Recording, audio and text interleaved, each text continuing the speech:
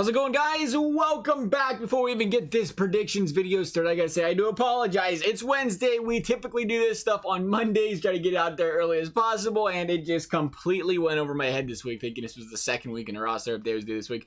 So I do apologize for getting this out a couple of days late, but we do have it out nonetheless. Starting off here with our restate ace, Aquino, the red. It's no secret what this man's been doing.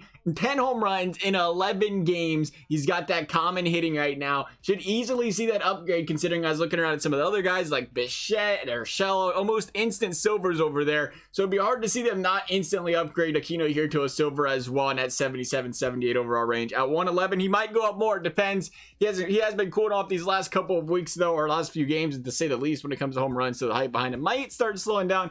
But at the same time, it could get going again pretty quickly. So you always got to watch out for that. 111, not bad there. We move over to the Mets. We have Wilson Ramos. He is 270 stubs, a 78 overall. He's batting 400 over the last 2 weeks, 355 on the month. 13 home runs, 63 RBIs, and a 288 average on the season. Very solid numbers for a catcher. I do think one thing's going to be important, though, is they are going to have to go out there and bump up his fielding a little bit. They gave him a fielding downgrade. His couple of roster updates ago, he got a fielding downgrade, -6 or 7, dropped his overall point. So I think he can get back to gold where he was to start the year easily because of the way he's been playing, but it might need a little bit of support there as well from the fielding.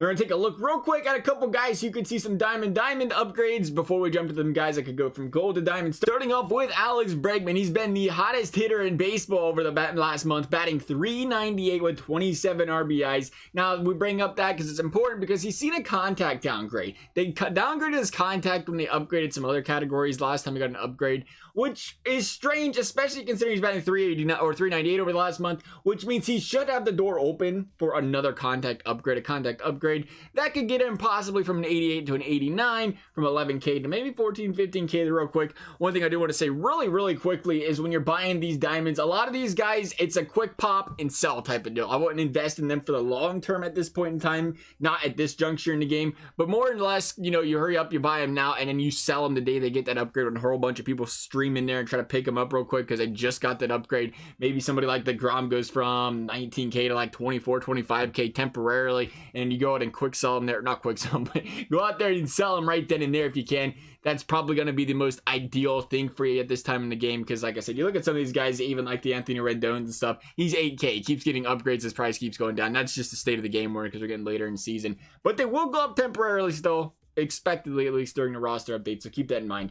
We did bring up DeGrom though because Jacob DeGrom, they were very quick that they go out there and downgrade the Cy Young winner earlier in this year. Surprisingly, you didn't see that when Scherzer or somebody struggles, but DeGrom, he struggled for the month of April and bang, 89 to an 88. Ever since then, the guy's been absolutely lights out though. Over the past 8 starts, he's got a 1.04 ERA, 2.56 ERA on his season. A guy that pitched like he did last season, it should not be too hard to see this guy get an upgrade from an 88 back to that 89.